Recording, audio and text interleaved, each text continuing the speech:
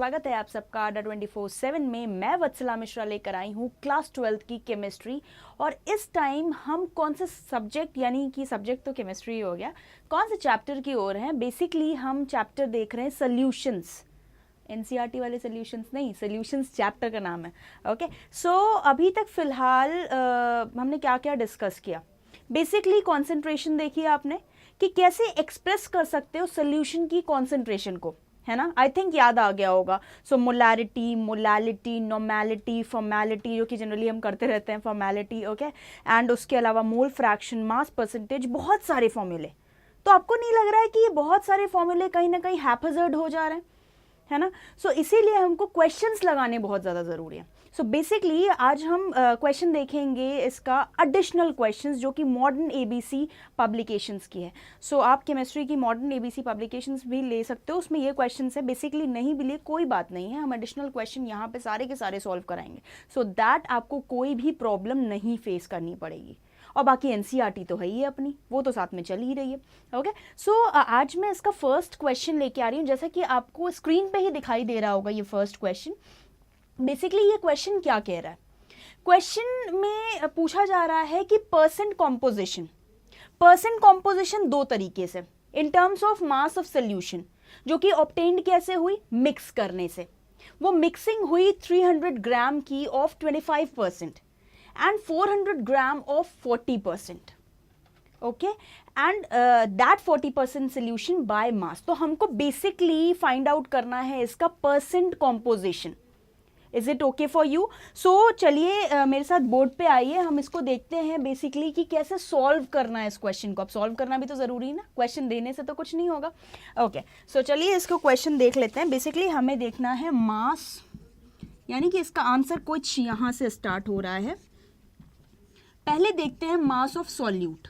अब ये जो मास ऑफ सॉल्यूट रहेगा ये 1 का रहेगा। क्यों? क्योंकि हमारे पास दो मिक्सचर हैं, तो अलग करना तो पड़ेगा, तो इसको आप 1 मान लो, ठीक है। सो जब इसको आपने 1 मान लिया तो 300 आपको मिला था इंटू 25/100। अब ये सोचिए कि हमने 100 का यूज क्यों किया, या 25 कहाँ से आया। तो मेरे साथ यहाँ पे आइए और देखिए कि 300 ग्राम था ऑफ 25%, तो ठीक है, 300 इंटू 25/100। आई बात समझ में? इससे हमारा निकल जाएगा मास ऑफ सॉल्यूट 1 के लिए। ओके, सो ये हो गया 75 जब आप इसको कैलकुलेट करते हो। आई थिंक निकल आया होगा। ओके, अब आप निकाल लो मास ऑफ सॉल्यूट 2 का, ठीक है। सो ये निकल आएगा 400। यहाँ देखिए स्क्रीन पे आपको ये दिखाई देगा 400 ग्राम ऑफ 40%। सो यहाँ 40/100।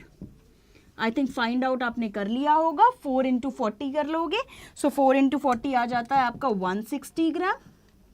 Is it okay now? I think समझ में आ रहा होगा, ठीक है। अब देखते हैं कि जब हमने मास तो निकाल लिया, अब इसका टोटल मास देखते हैं अपने सॉल्यूट का।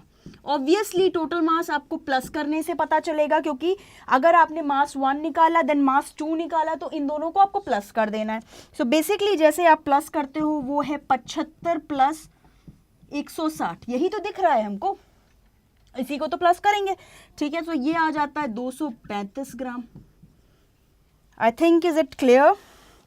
अब आपको क्या निकालना है, total mass of solution. Yes, you are right, solute निकला तो अब सॉल्यूशन भी निकलना चाहिए। तो सॉल्यूशन का टोटल मास क्या होना चाहिए? ओके, सो भाई स्क्रीन पे दोबारा देखिए, 300 ग्राम लिखा है और 400 ग्राम लिखा है, ये कहाँ जा रहे हैं? यही तो है सॉल्यूशन। सॉल्यूट तो इनके थ्रू हमने निकाला, बट सॉल्यूशन तो यही दिए रखे हैं, यानी कि 700 है, ठीक है। फिर भी स्क्रीन पे लिखना ज़रूरी है, सो जिससे कि आपके पास ये बना रहेगा। So 700 gram. Is it done? इतना ठीक है।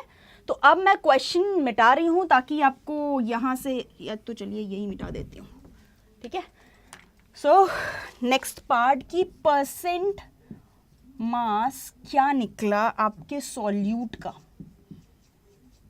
ओके, सो पहला निकाल लो, पहला आ जाता है 235। यहाँ से देखो 235 निकल रहा है आपके सॉल्यूट के लिए, और हमको परसेंट मास निकालना है। सो ठीक है, इतना निकाला, बट 700 यानी डिवाइडेड बाय 700 निकल गया आपका सोल्यूशन के लिए। इनटू 100 इसलिए करोगे क्योंकि ये है परसेंट मास, ठीक है, तो परसेंट के लिए हमेशा 100 तो मल्टीप्लाई करना ही करना पड़ता है।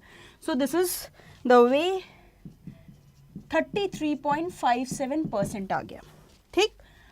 अब ये तो सॉल्यूट की बात हुई, अब बाकी क्या बचता है, आपका सॉल्वेंट भी तो बचा है, उसका भी तो परसेंट मास जानना है, ठीक है।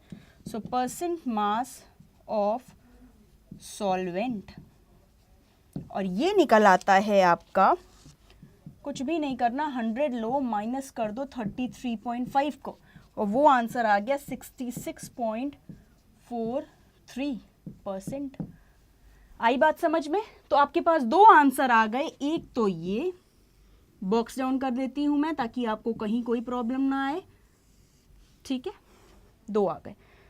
क्वेश्चन फिर से देख लो, परसेंट कॉम्पोजिशन निकालना था, दो सॉल्यूशन दिए थे, एक 300 ग्राम का दिया था, एक 400 ग्राम का दिया था, उन्हीं दोनों सॉल्यूशन से हमने सॉल्यूट के मासेस निकाल लिए, एक 75 आया और एक 160 आया, इन दोनों को प्लस कर लिया, 75 प्लस 160 235 निकल के आया, जो कि यहां दिया है 235 gram. And then total mass of solution करना था, तो 300 प्लस 400 जो कि 700 निकल के आता है, ओके। एंड देन आप आ जाओ यहाँ मेरे साथ, परसेंट मास निकालना है जब सॉल्यूट का, तो 235/700, 235 वही टोटल मास ऑफ सॉल्यूट जो आपने नीचे निकाल रखा है, ओके। सो स्क्रीन पे ऊपर बोर्ड पे देखना 235/700, अब याद आ गया होगा 700 क्या था, total mass of the solution, ठीक है। सो वो यहां आ गया, क्योंकि आप परसेंट मास की बात करो, दोबारा मैं इस पे एक बार जाना चाहूंगी कि इनटू 100 करना इसीलिए जरूरी हो जाता है।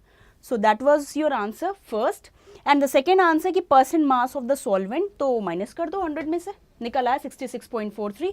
सो अभी के लिए इतना ही, मेरे साथ बने रहने के लिए थैंक यू सो मच।